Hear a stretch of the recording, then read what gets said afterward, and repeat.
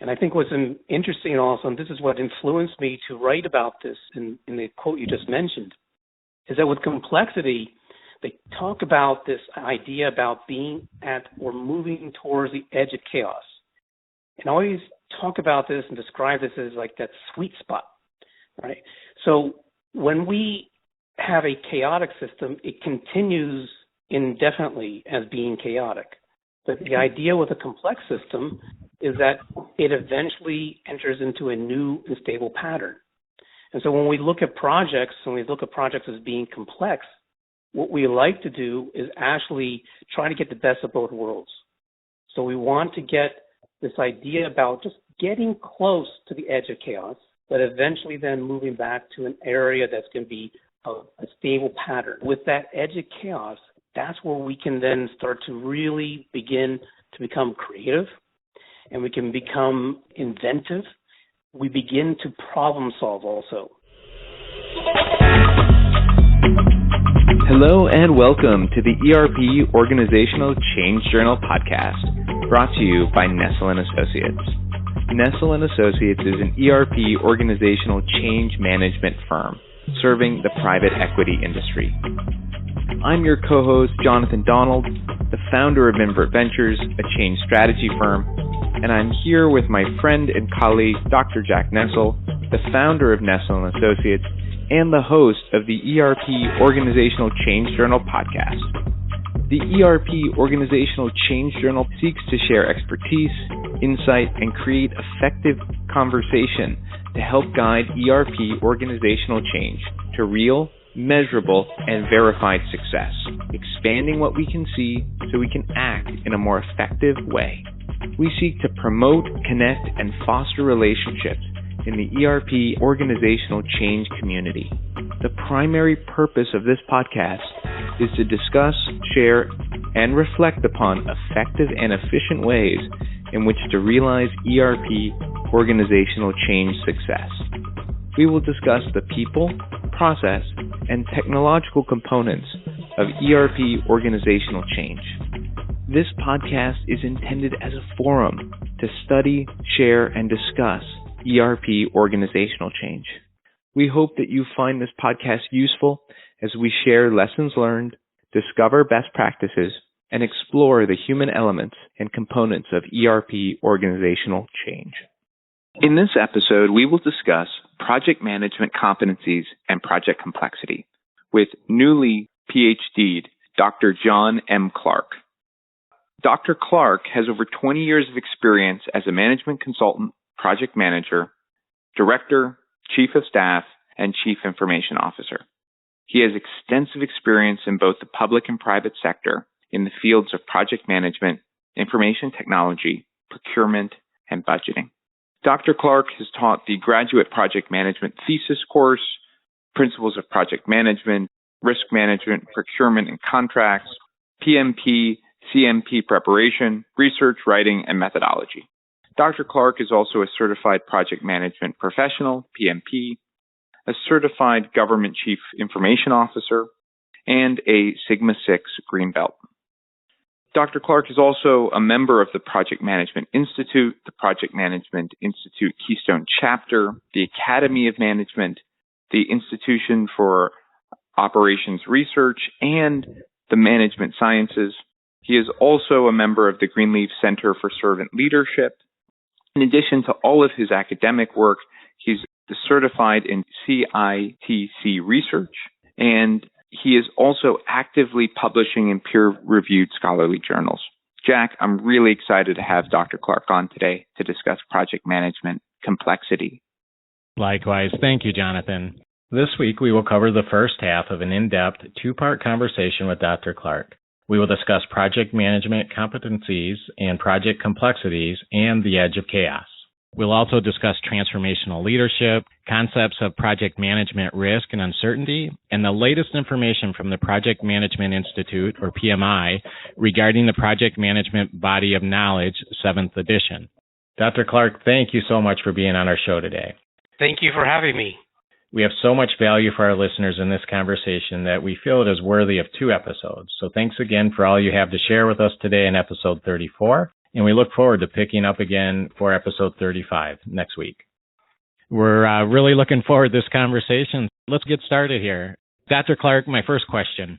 What drives your passion to study and practice effective and efficient project management? Where did that passion come from?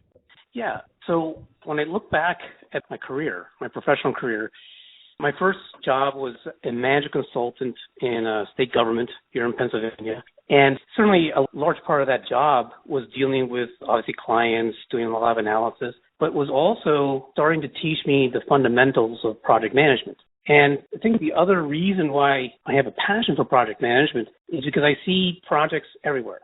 Part of what I think is happening just with organizations is organizations are undertaking projects to accomplish their objectives, accomplish their strategic objectives. And in some of the courses that I teach, when the individual doesn't have specifically a project, but needs some type of context to discuss and to learn about project management, we usually then narrow it down to maybe some type of an important activity or important initiative, even in one's home. For example, to maybe just to clean the garage. And so this idea that everything can be locked down or looked at from a project perspective kind of gave me this insight into this is so important, and that this is also not just to help the field of project management, but also to help the field of business, globalization. So I do think that this is a very important field for continued research and study as well. Yeah, absolutely. John, I'm going to quote based on an article you published in November of 2020.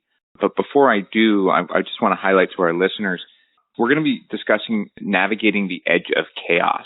And for those who've been listening to the podcast, this is an area of my deep curiosity. And so, John, I'm really excited that we have a project manager that's talking about managing chaos and being there in it. I think that's already an unusual space to be. So let me read the excerpt we have, and then I'm going to ask you a few questions about it.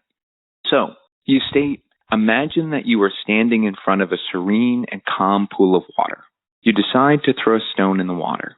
The disruption causes ripples to emerge, which spread away from the epicenter. Eventually, the ripples begin to dissipate. The water emerges into a new and stable pattern. The pool of water is a metaphor for the behavior found in a complex adaptive system, since it demonstrates how tension disrupts stability, which eventually reorganizes into a new and stable pattern. Complexity scientists call the moment preceding a new pattern as the edge of chaos. Evidence shows that project managers who can navigate the edge of chaos trigger creativity, ingenuity, and ultimately success in complex projects. And this is from Greenberg, Shane, Strong, and Del Puerto, 2013. But how do they do this?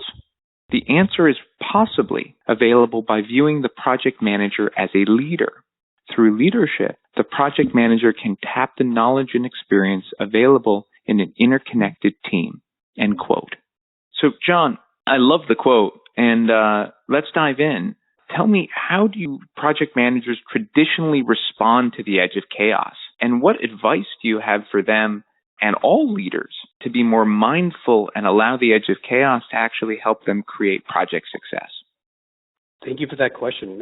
So I'd like to take it from two different perspectives. Let's look at it more so first from the perspective of how do we as project managers traditionally look at the edge of chaos, or just with chaos in general. And the literature actually indicates that the traditional way of looking at projects and being a project manager is to actually try to avoid chaos, perhaps even try to mitigate chaos or even suppress it. Sure. A lot of that is based on what are known more so as deterministic types of models, basically very sequential, very linear in terms of the thinking and then the approach also. But when we start looking at complex projects, we begin to realize that they are actually non-deterministic. They are non-linear. And that's because there are all of these uncertainties that begin to emerge in the complex project itself. And so some of these traditional ways of even instructing our project managers in the past, they actually could be detrimental to the project. If you begin to suppress or maybe even try to avoid some type of a chaotic situation, it's still there. It doesn't exactly go away. Sure. Yeah, I always think about one way of relating this is like, for example, when we procrastinate. If we procrastinate, we're just not getting to the real heart of the matter. We're not doing that for some reason, but the problem is still there. And so it's the same with chaos in the project itself. And some of this also, from what I had written, it's influenced by the understanding between what is chaos and also then what is complexity. Think about something as being chaotic. It's, first of all, it's unpredictable, but it also, believe it or not, is considered in some forms, some scholarly forms, to be still deterministic.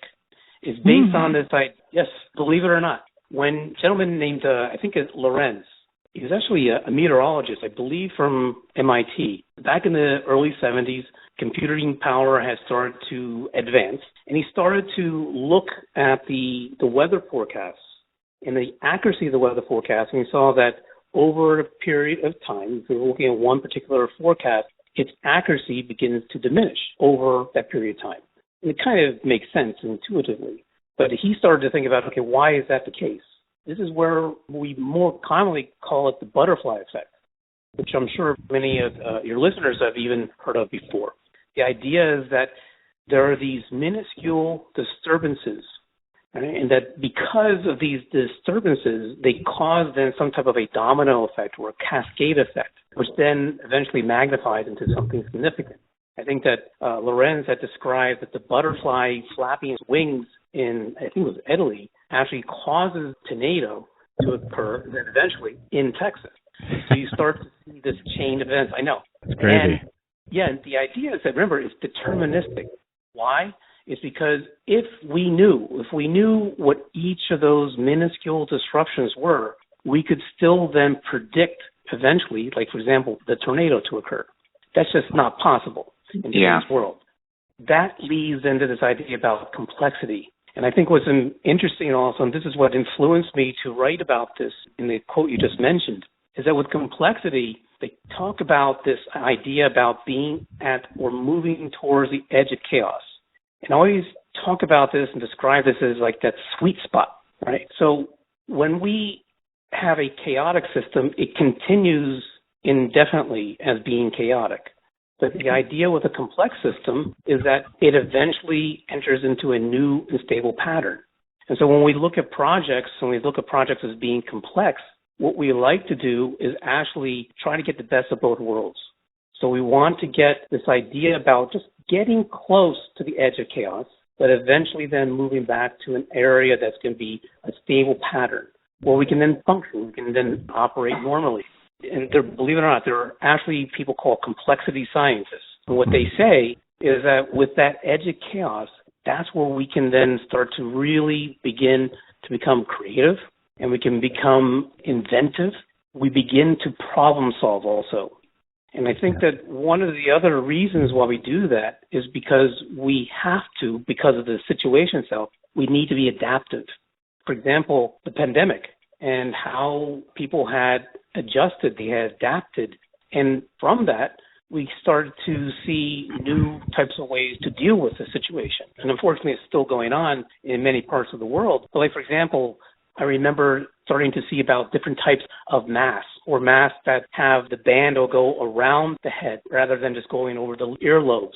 Right? So what happened is a good example of complexity at play, because people need to come up with certain types of new ideas and just think outside the box also, being flexible, being creative.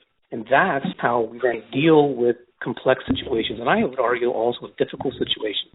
That's what I meant by that metaphor. Yeah, John, I really loved your answer here, and I could listen to you on this because I share an interest here. I would almost call that transformational levels of complexity.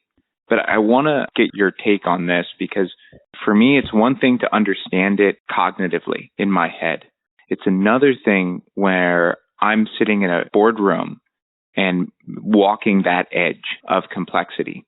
And sometimes I interact with project managers who, if they're in a chaotic situation, there's already a mindset that they've failed. And so for a industry and position that I sometimes feel is so focused on preventing the edge from emerging, how do you create the mind shift and set needed to actually be able to utilize what I think you've just beautifully described?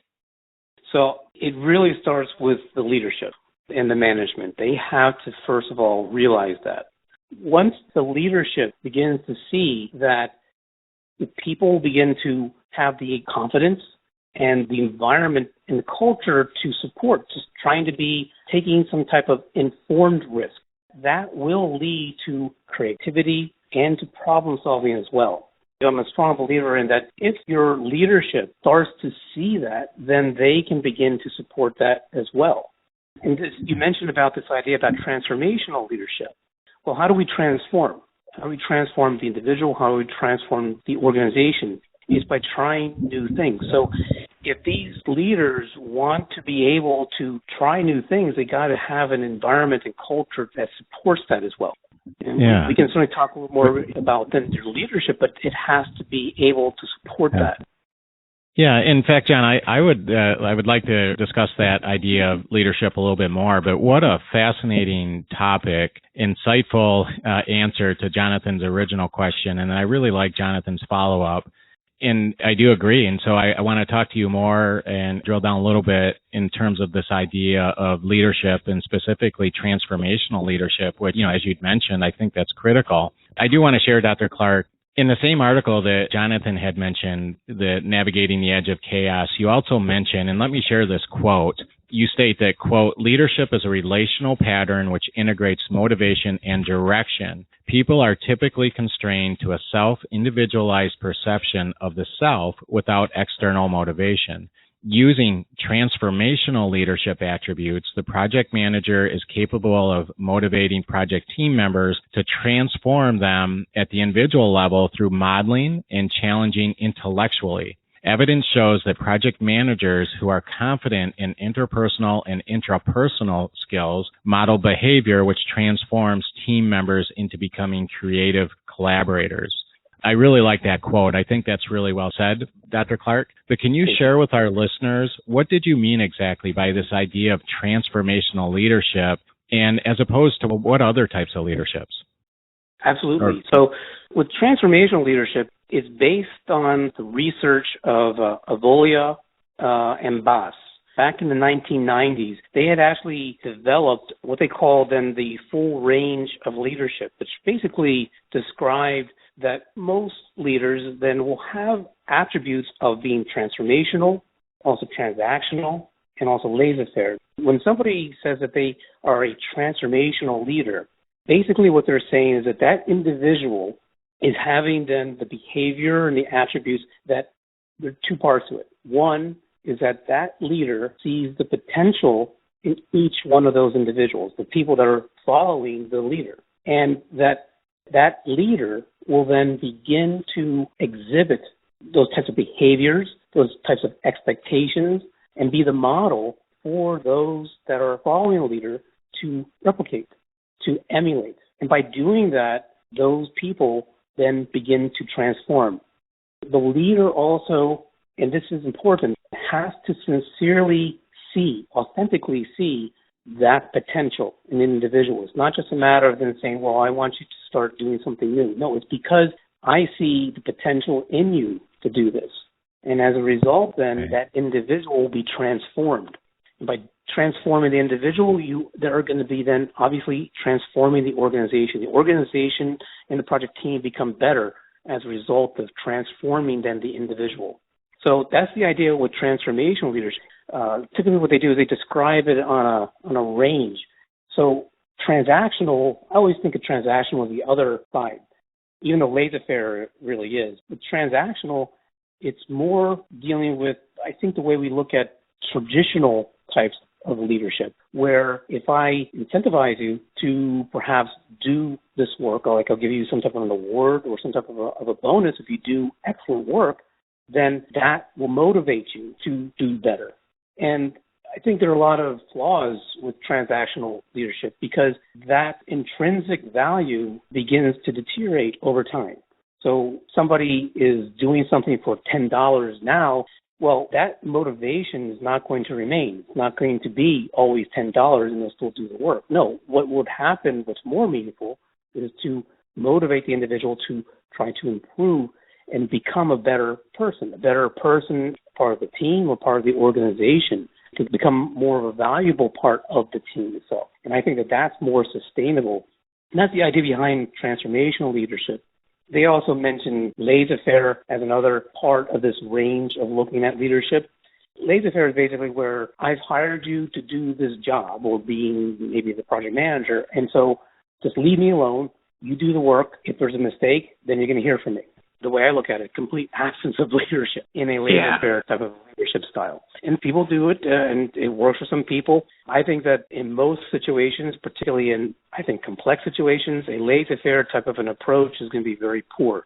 So certainly transformational leadership, I would think, is a mechanism, it's a leadership style that gives or encourages then this idea of improving oneself. And the way we can tie that into complexity, when you start looking at how do we handle complex projects, well, and certainly some of this we'll talk about when we talk about my dissertation, but we need to be, first of all, building relationships. We need to also be flexible and adaptive as well. So if I'm the transformational leader and I know I'm going to have a complex project, I'm the project manager maybe, and I'm going to tell them, my team members, that, look, there's some of you, and you definitely do this on a more one-to-one basis, but you say, look, I want you to think about becoming flexible.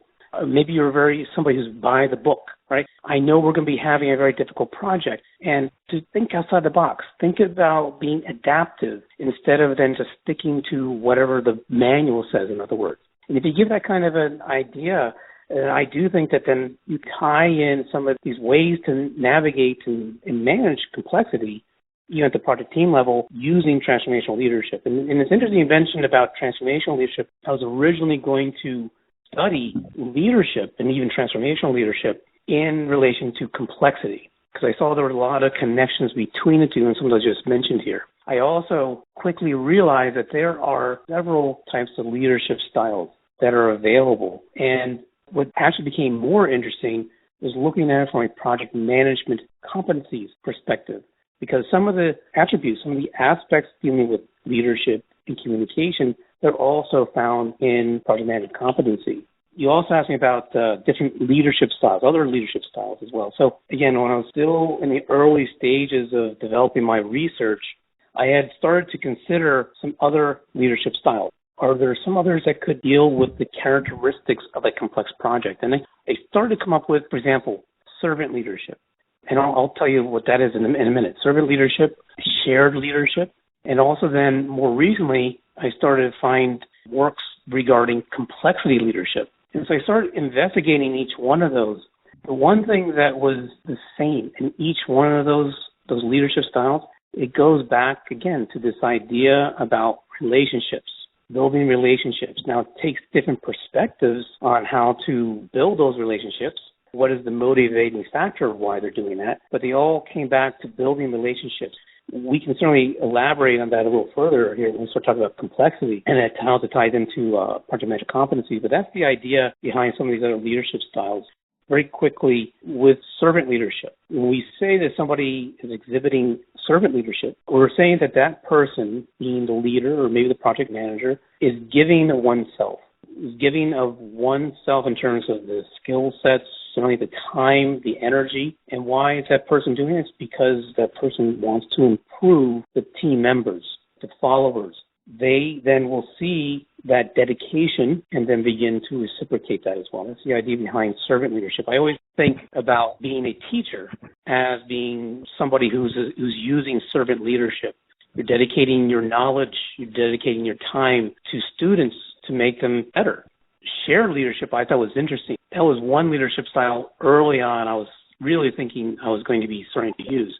The idea with shared leadership is that the leader has the humility and also the confidence to share that leadership with others and to understand that others that others have maybe even better knowledge, better experiences, or better abilities than you as the leader. So that idea, that responsibility of leading the project, it begins to shift to where the individual is better placed in the team will then take that responsibility. So it's a very interesting leadership style. I also think if it's not managed well, and I also think that if you don't have the right set of people, it can be disastrous as well. And the last one was complexity leadership, and that's the one that really influenced me in terms of how to look at complex projects. One of the salient points that came out of that was written by Dr. Olbein. She had written actually a book on complexity leadership, and she said that to manage and navigate complexity, the team and then the individual or the project manager has to behave like a complex system. So the project itself is already complex, meaning that it's always changing, it's always morphing and emerging into different types of characteristics and different types of properties. Well, then the only way to counter that and then to manage that is that the team itself has to also be adaptive, to be also flexible, to behave as a complex system. Right. And when I saw in my research, using project management competencies, that's how you can also then, using some skills from the project manager, you can begin to set or establish a mindset in your team so that you as an entire or a holistic type of a team are acting and behaving like a complex system yourself. That way, then, you can navigate and successfully manage complex projects. What rich insight, Dr. Clark. I think this is a topic, this idea of leadership, attributes, and different types of leadership is something I'm fascinated by and have studied in depth. And I think there's an opportunity here. Certainly like to have you back, really to dive into this idea much more.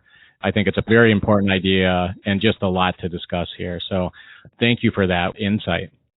Dr. Clark, you can't see my face, but there are times in our conversations where I've got a big smile on my face.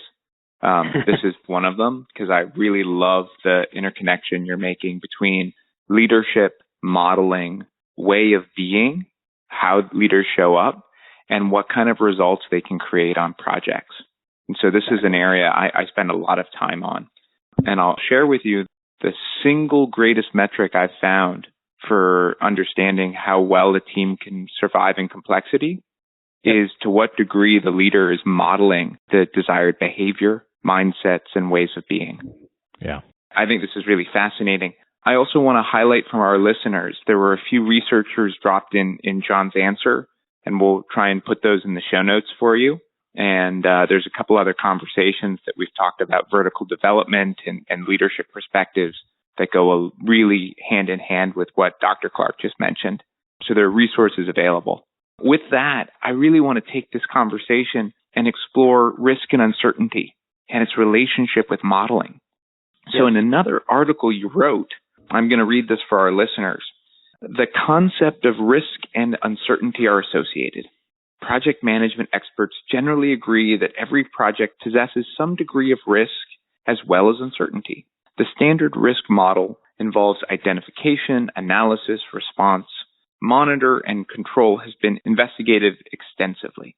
There's ample evidence that risk management, when properly applied, improves the likelihood of project success. However, traditional project management considers uncertainty and complexity to be sources of risk. Using traditional risk management, measures are taken out to control or avoid. These strategies have shown to be counterproductive since uncertainty and ambiguity are fluid and emergent. It's generally accepted that uncertainty and ambiguity in projects is rising due to globalization and technology. And for our listeners, this is my ad. This would be where you would think about VUCA, uncertainty, volatility. Returning to the quote, possible traditional risk management approaches are inadequate considering the modern project. So, Dr. Clark, I'm loving that you're presenting this really challenging perspective of project management's fit for current complexity. But can you tell us more about this idea that project management uses risk as a measure to control, and the projects that they're facing are now so complex that the use of control is actually counterproductive? So, A, how is it to realize that as a project management person? And B, how do you begin to set up other project managers for success, given that the hammer they may have might actually be counterproductive in the house they want to build? Right. So, very good question. So the impetus for my thoughts on writing that, they stem from Dr. Carvalho. And again, she had indicated that the way that we look, or maybe the way we're even instructed as project managers to look at uncertainty, is to try to avoid it. I teach risk management in some of my courses, and we go over the standard ways to look at risk, and we certainly talk about then the approaches that are available. One of those approaches actually is to avoid. But then I also mentioned to my classes as well is that, look, in the modern project is described as being very undefined, quickly changing. It's one of the reasons why Agile is becoming so popular, because of those quick changes, even in customers' demands. The project is becoming more difficult and becoming more complex. And so as a result, when you look at in the past where there's going to be some type of a negative event or negative threat, and then you take steps to perhaps try to avoid it, it doesn't go away. Matter of fact, because of the way that we're seeing with modern projects and because of the interconnectivity between clients and project manager and also then between organizations on a global scale, we start to realize that by taking a traditional approach of maybe trying to take steps to avoid certain type of an event may actually be detrimental to the project, because it may actually become worse if it's going to be avoided. So yeah, there's some more traditional ways of looking at particularly negative types of threats or events. They are going to be detrimental to the project in the long run. And they could even then spill over into other things that are outside of even the project itself. So that was the impetus behind it. What I've written. And it was even just a revelation for me, because certainly I was even teaching this in my classes literally about avoiding certain types of risks. And when you start looking at complexity and things that are complex, it actually may be the wrong thing or the wrong type of a path to take to address then those negative events in the project itself. Yeah, John, this is so fascinating because it's one thing for me to hear it, especially from a project manager. But as you've just noted, this has been taught as part of the core methodology for so long, and it might not be serving in complex situations by the research. So I'm really curious how this ties to how you, as an individual and a project management leader in organizations, actually start modeling. Are our tools actually serving what we're trying to do? So how does that modeling piece come in when we might be counterproductive, applying an old context or a useful context to something that might actually be counterproductive for what we're trying to create?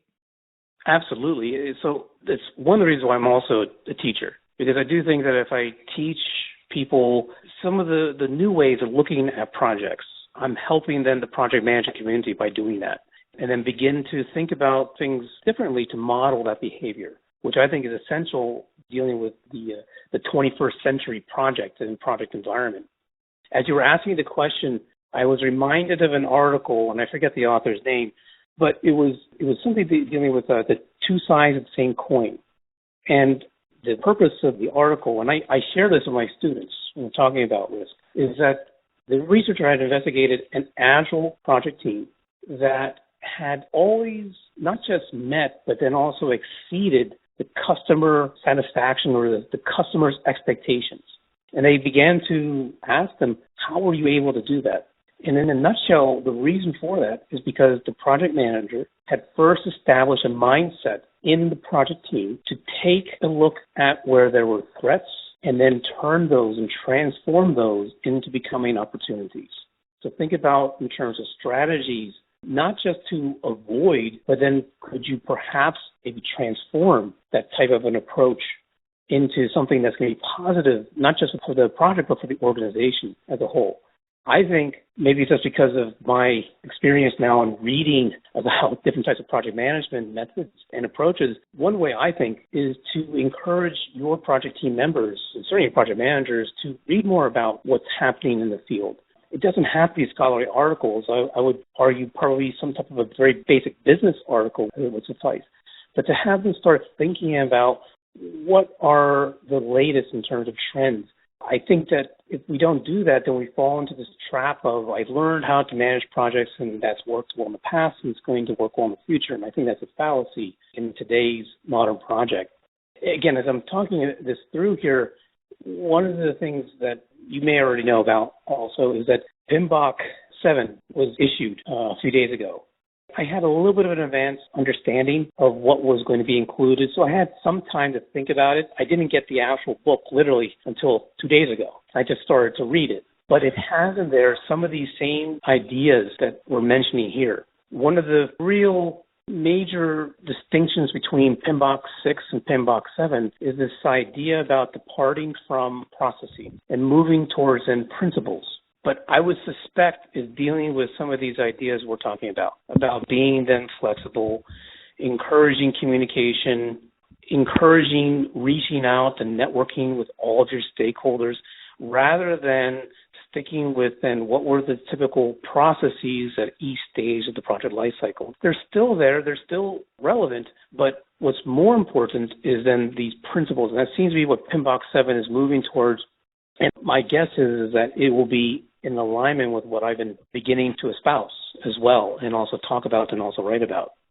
So, Dr. Clark, let's talk about that a little bit more. I find your work so interesting, and I really appreciate it. But regarding the PMI, the Project Management Book of Knowledge, in the 7th edition specifically, which is what we're referring to, it appears that the newest edition centers on 8 performance domains, right, involving the stakeholders, the team, development approach, planning, project work, delivery, measurement, and uncertainty. And you wrote, and I have to apologize, Dr. Clark, I have lots of notes on your work, and I don't recall exactly where I took this from. It may be your dissertation, but I am quoting you here, and that is, quote, "In response, the PMI is preparing to issue the 7th edition of Project Management Body of Knowledge, which will represent a significant change in how project managers approach project management." This, as you were just referring to, Dr. Clark, you then say, "This is what my doctoral research investigates," end quote. And I can tell you that we and myself, and we being us at Nestell & Associates, we really liked your dissertation work. It was just a really neat idea and really interesting work. But I do know that the purpose of your research centers on, as you had mentioned, investigating the relationship between project management competencies and project complexity and in regards to project success. So it's just very interesting to me, your work, but I'm just curious. I just want to back up, and then I'd like to take the remaining time here together on this interview to really dive into your work and share that with our listeners. But before we dive into some of the details of your work, what inspired you to study this specific topic? Obviously, I think you found something in the previous version of the project management body of knowledge that wasn't addressing the way that we approach project management. And then perhaps the 7th edition helps get us a little bit farther in terms of, this idea of project management competencies versus project complexity. Am I at all correct with that statement? Absolutely, yes. The impetus or the genesis for the research itself is actually much more basic. But once you start looking at and thinking about, okay, how does this relate to PMBOK 6 and also PMBOK 7, there definitely are some similarities and some relationships as well, and I'll definitely elaborate on those. At a very basic level, what I was saying before, that when I was originally looking to try to develop my research, I was thinking about it in terms of complexity and also then leadership. I knew from a very early stage in my doctoral studies I was going to be looking at complexity. There were 2 courses at the very beginning of my doctoral study that really impressed me. One was, title of the course was Images of an Organization, and that course showed different ways of, first of all, it started with our very basic or very traditional ways of looking at organizations, management style, decision management models, for example. But then it began to evolve into where do we see things going in the future. And I became exposed to this idea, which is known as general system dynamics, which was really the works of Dr. Berkenfleet. I think that's how you pronounce it. He had studied back in roughly the 1950s and 60s. He started to investigate the different types of life forms. right? And he wanted to see how they are interacting with each other. He came up with these principles dealing with open systems and closed systems. So a closed system is basically a system where everything is self-contained within it. I think we've seen this, some examples in a bio bubble where everything is contained within it. There's no interaction outside of the bubble with the outside world. It can become self-sustaining, in other words. The project is actually what's known as an open system. And this is what really began to intrigue me with this idea about complexity.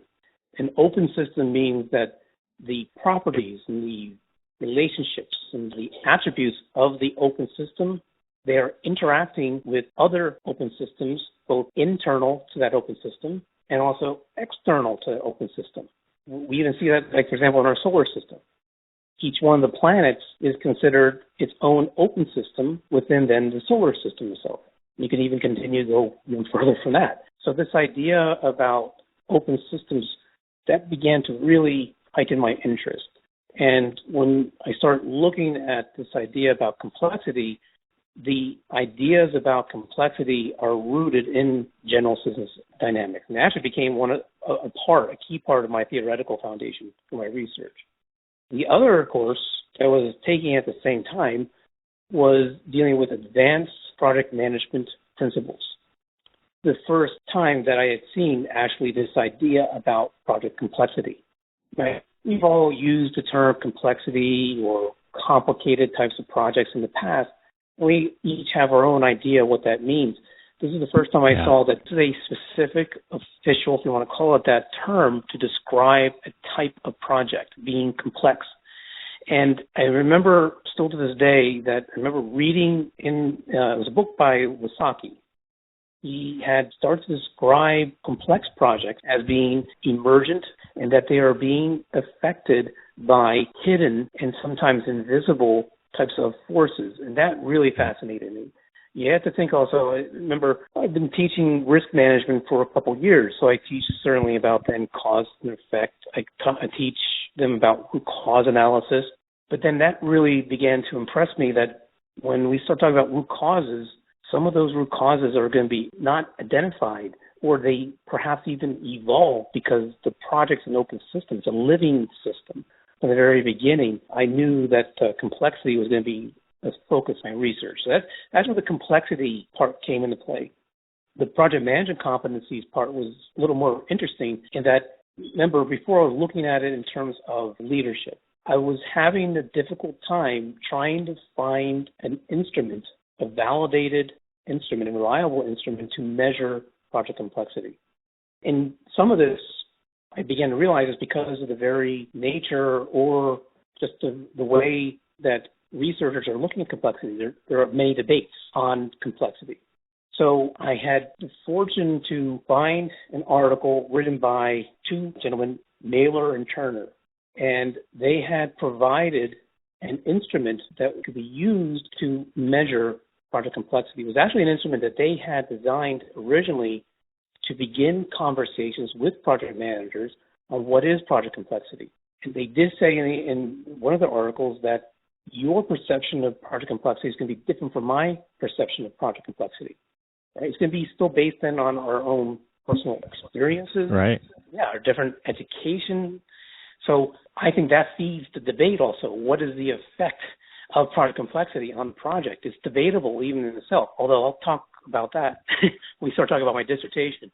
But interesting is that when you look at some of their scholarly work, and I did have the opportunity to talk to Dr. Turner a couple of times in some Skype phone calls, and we discussed that, and it's right there in one of their articles, that we know that project management competencies, they affect positively project success. And there's all sorts of research and literature that supports that. We think we have an idea how project complexity affects project success. There's many schools of thought, but the general impression or the general understanding is that it negatively affects project success. But we don't know how does project management competencies used in complex projects, how does that then lead to, or does that predict project success? And that's what became then the gap that I researched in my dissertation. That's how I evolved into what eventually became something I think is very, very relevant. Very relevant, very fascinating. John, I have to agree. I think it's really cool. So, listeners, we're going to shift the conversation a little bit, and we're going to talk about the specific thesis that Dr. Clark had. Dr. Clark, my understanding of the study and your PhD was to investigate the relationship between project management competencies and project complexity in the correlation of how much do these competencies enable complex project success. So what literature did you review? How did you go around researching this? And what principles did you end up seeing as a result of your thesis? And how do you interpret those principles today? And how do they inform your view on where project management's going? Absolutely. So first, what was some of the literature that I had used or investigated? Again, early on in the dissertation research process, I certainly want to become much more familiarized with complexity. One of the things that I needed to do, both as part of the dissertation research plan and also within eventually the actual dissertation, is to show that the literature is speaking about these topics in the here and now. We certainly don't want to be investigating something that was maybe relevant 20 years ago. So the first part was, it's all well and good that I'm interested in complexity, but I need to know, are others in the know, are they also interested in looking at complexity? And I definitely had seen that. I was able to find literature, even within the current year, multiple articles that were talking about project management, complexity, and also then dealing with and coping with complexity. I also started to become familiarized with some of these different ways of interpreting complexity. One of the things that I failed to mention before is that I had also thought from the very beginning that my research was going to be quantitative. So I was anxiously trying to find a way or an instrument to use that would obviously have to be then also validated that could be used to measure complexity. And literally, it took me maybe even, think about it, a year at least to try to find that right instrument. I had some possible instruments. I had found one actually, even I didn't really like it. Funny thing is I had actually tested it out on some of my classes with risk management, because I always think it's important to talk to them a little bit about complexity.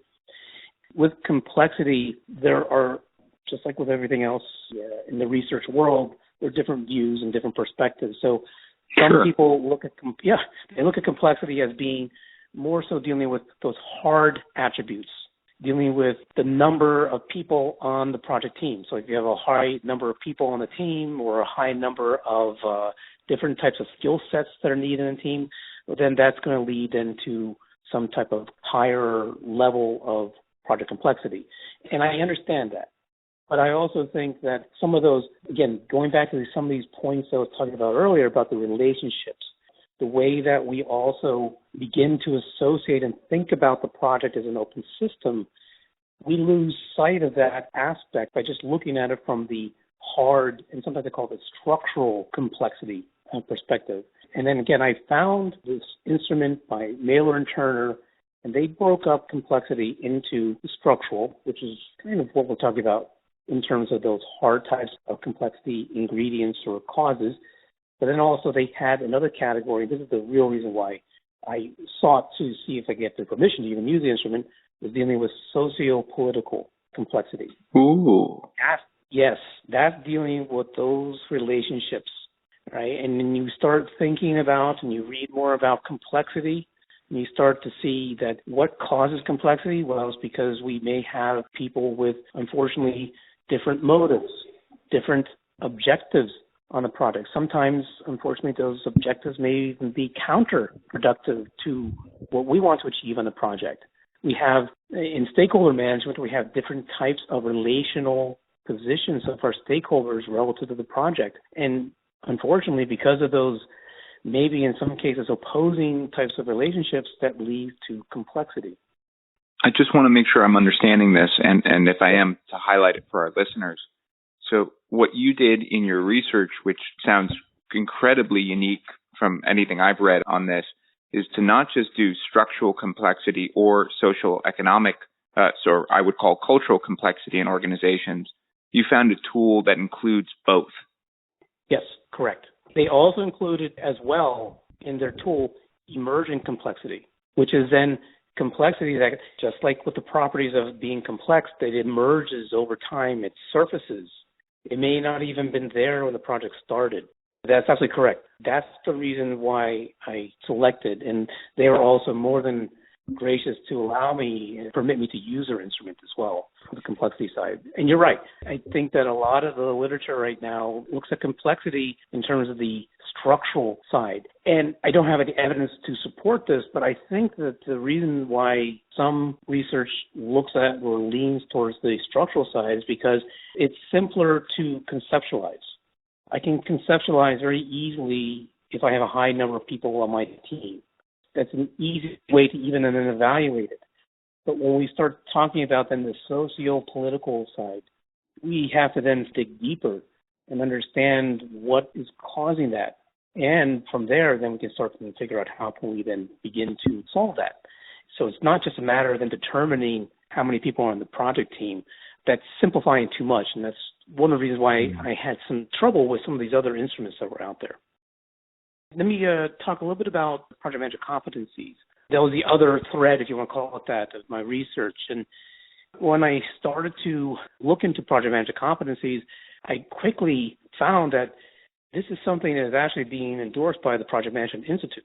They even have their own project management competencies. I think they call it Project Manager Competencies Development Framework, right, where they begin to coalesce their idea about project manager competencies between what I look at as being soft competencies and hard competencies.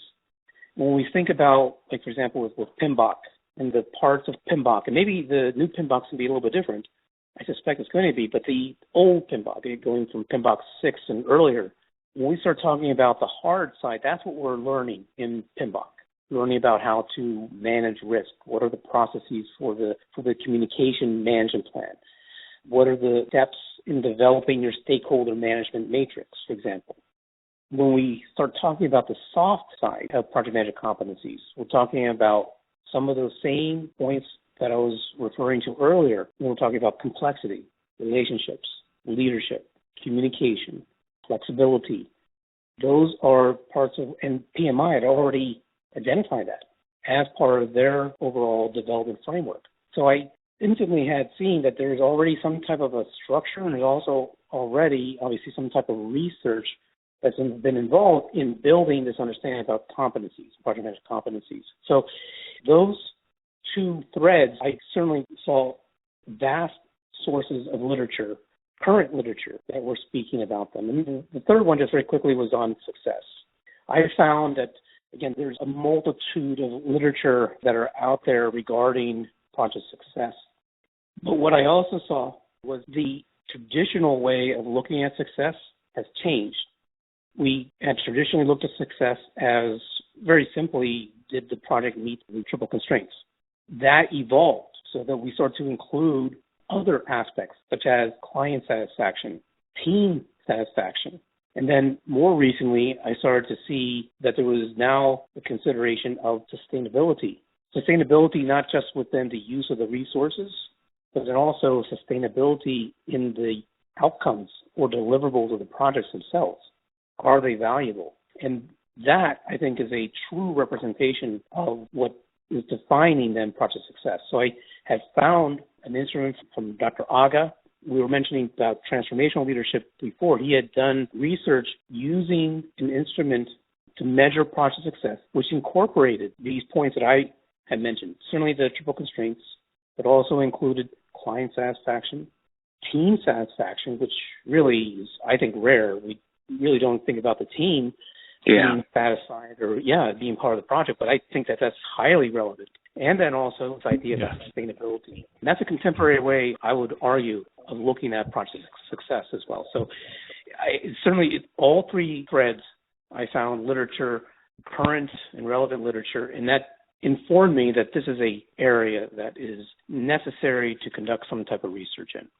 And I just wanted to share quickly for our listeners, when Dr. Clark refers to PMBOK, in case you're not familiar with it, it is the Project Management Institute's project management body of knowledge, and the acronym is PMBOK. And also, Dr. Clark, we will share the Mueller and Turner. I have several articles that we'll put on the show notes, as well as any other articles that you referenced as well, as Jonathan had mentioned earlier. Just fascinating. Reminder, listeners, you are listening to part 1 of our in-depth conversation with Dr. Clark. Please join us next week for part 2, episode 35. Listeners, thank you for joining us on today's episode. We are incredibly excited and grateful to have friends, colleagues, and mentors join us on our podcast. We have an incredible lineup of guests, including ERP and organizational change speakers, authors, professors, researchers, pioneers in the field, practitioners, PE partners, business executives, ERP vendors, and organizational stakeholders. We invite you to leave us feedback and a review because we want to make this the most useful and insightful podcast you listen to, and we need your help to do so. Thank you, listeners, for being with us again this week as we seek to, 1, promote, connect, and foster relationships in the ERP organizational change community, 2, contribute to the field of ERP organizational change, and 3, bring research and practice closer together. Please join us again next week as we discuss the latest ERP organizational change research, practice, and stories. Our podcast will draw on knowledge from extensive research, collaborative learning, and practitioner expertise and experience. From everyone here on the team, Jack and myself, we wish you a great week, and we hope to see you again soon on another episode. Hashtag the ERP Organizational Change Journal. Have a fantastic week. Bye for now.